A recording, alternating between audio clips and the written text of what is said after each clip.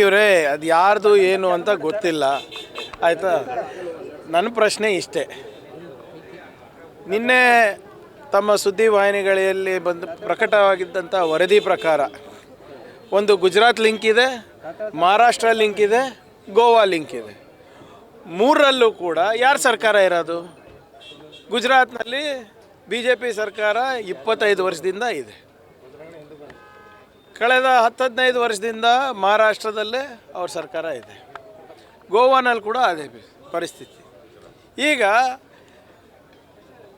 ಇವೆಲ್ಲನೂ ಕೂಡ ಹೇಗೆ ಸರ್ಕಾರದ ಕೆಳಗಡೆ ನಡೀತಾ ಇದೆ? ಅದು ಯಾರ್ದಿದೆ ಅಂತ ತನಿಖೆ ಆಗಲಿ. ಕಾಂಗ್ರೆಸ್ ಇದ್ದರೆ ಕಾಂಗ್ರೆಸ್ಸು, BJP ಇದ್ದರೆ BJP, NCP, ಶಿವಸೇನಾ ಯಾರ್ದಿದ್ರೆ ಏನು, that is let it come out to investigation. But ಈ ಸರ್ಕಾರಗಳು ಮಾಡ್ತಾ ಇರೋದೇನು BJP ಸರ್ಕಾರಗಳಲ್ಲಿ? ಮತ್ತು ದೊಡ್ಡದಾಗಿ ಡಿಮಾನಿಟೈಸೇಷನ್ ಅಂತ ಒಂದು ದೊಡ್ಡ ಸ್ಲೋಗನ್ ಕೊಟ್ಟು ಪ್ರಧಾನಮಂತ್ರಿಗಳು ಎಲ್ಲ ಕಪ್ಪು ಹಣ ವಾಪಸ್ ಬಂದುಬಿಡ್ತು, ಅದು ಇದು ಅಂತ ಎಲ್ಲ ಊರೆಲ್ಲ ಹೇಳ್ಕೊಂಡು ಓಡಾಡಿದ್ರಲ್ರಿ. ಎಲ್ಲಿಂದ ಬರ್ತಾ ಇದೆ? ಮತ್ತು BJP ಕೆಲವು ನಮ್ಮ ಶಾಸಕರು ಇಲ್ಲಿನವರು, ಕರ್ನಾಟಕದವರು, ಇದು ತಿರುಪತಿಗೆ ಬ್ಲ್ಯಾಕ್ ಮನಿನ ವೈಟ್ ಮನಿ ಮಾಡೋಕ್ಕೆ ಹೋಗ್ತಾಯಿದ್ರು, ಚುನಾವಣೆಗೆ ಬಳಸಬೇಕಾಗಿದೆ ಅಂತ ಗೊತ್ತಿದೆ. ಅವ್ರಿಗೆ ಹೆಂಗೆ ಮಾಹಿತಿ ಇದೆ? ಸರ್ಕಾರಗಳಿಗೆ ಇರಲಾರ್ದಂಥ ಮಾಹಿತಿಗಳು BJP ಶಾಸಕರಿಗೆ ಹೇಗೆ ಗೊತ್ತಿದೆ?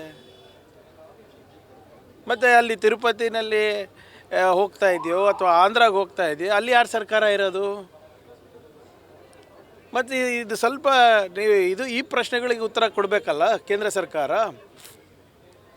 ಯಾವುದು ನಿನ್ನೆ ಇವತ್ತು ನಿನ್ನೆ ನಮ್ಮ ಪ್ರಧಾನಮಂತ್ರಿಯವರ ಭಾಷಣ ಮನ್ ಕಿ ಬಾತ್ನಲ್ಲಿ ನೀವು ಕೇಳಿದ್ರಿ, ಜೆನ್ಜಿ ಅವರಿಗೆ ಯಾವುದೋ ಭಜನ್ ಕ್ಲಬ್ಬಿಂಗಿಗೆ ಈಗ ಒಲವು ತೋರಿಸ್ತಾ ಇದ್ದಾರೆ ಅಂತ. ಅದ್ರ ಬಗ್ಗೆ ಮಾತಾಡಲಿಕ್ಕೆ ನೋಡಲಿಕ್ಕೆ ಟೈಮ್ ಇದೆ, ಪುರ್ಸೋತಿದೆ ಪ್ರಧಾನಮಂತ್ರಿಗೆ. 1000 ಕೋಟಿ ರೂಪಾಯಿ 400 ಕೋಟಿ ರೂಪಾಯಿ ಟ್ರಕ್ನಲ್ಲಿ ಹೋಗ್ತಾ ಇದೆ ಅವ್ರ ಸರ್ಕಾರಗಳಲ್ಲಿ, ಅದು ಗೊತ್ತಿಲ್ವಾ?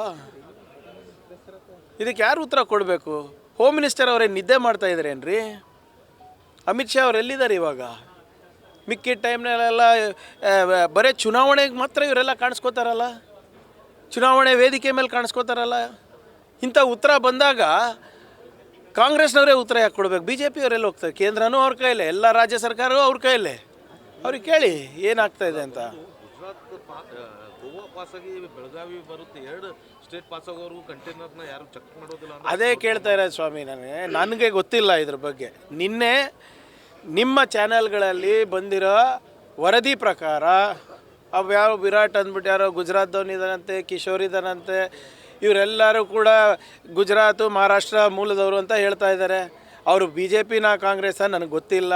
ಆದರೆ ಅಲ್ಲಿ ಸರ್ಕಾರ ಯಾರು ನಡೀತಾ ಇರೋದು ಅಂದರೆ 1 ಕೋಟಿ. ಆಮೇಲೆ ನೀವೇ ಹೇಳ್ತಾ ಇದ್ದೀರಾ ಅದರಲ್ಲಿ 400 ಅಲ್ಲ 1000 ಕೋಟಿ ಇತ್ತು ಅಂತ. ಆಮೇಲೆ 2000 ನೋಟಾ? 2000 ನೋಟ್ ಸಿಗ್ತಾ ಇಲ್ಲ.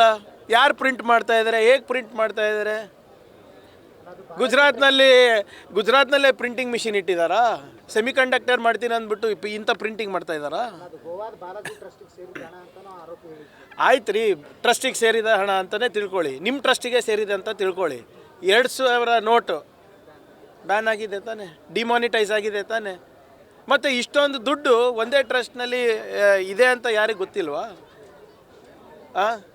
400 ಕೋಟಿ ರೂಪಾಯಿ ಏನು ತೆರಿಗೆಗೆ ಕೊಟ್ಟೇ ಇಲ್ಲ ಅಂತ ಅರ್ಥ ಅಲ್ವಾ? ನೋಡಿ, either it is fake money which is being printed, ಅದು ಒಪ್ತೀರಾ? ಅಥವಾ ಅವಾಗ ನೀವು ಹೇಳ್ದಂಗೆ ಅವಾಗೆ ಸಂಗ್ರಹಣೆ ಮಾಡಿಬಿಟ್ಟು ಇಟ್ಟಿದ್ದು ತೋರಿಸಿಲ್ಲ. ಮತ್ತು IT ED ಎಲ್ಲ ಬರೀ ವಿರೋಧ ಪಕ್ಷದವ್ರಿಗ. ಅದು ಯಾರದೇ ದುಡ್ಡು ಇರ್ಬೋದು, ಟ್ರಸ್ಟ್ ಇರ್ಬೋದು, ನಿಮ್ದು ಇರ್ಬೋದು, ನಂದಿರ್ಬೋದು, ಯಾರದೇ ಇರ್ಬೋದು. ನನಗೇನೆಂದರೆ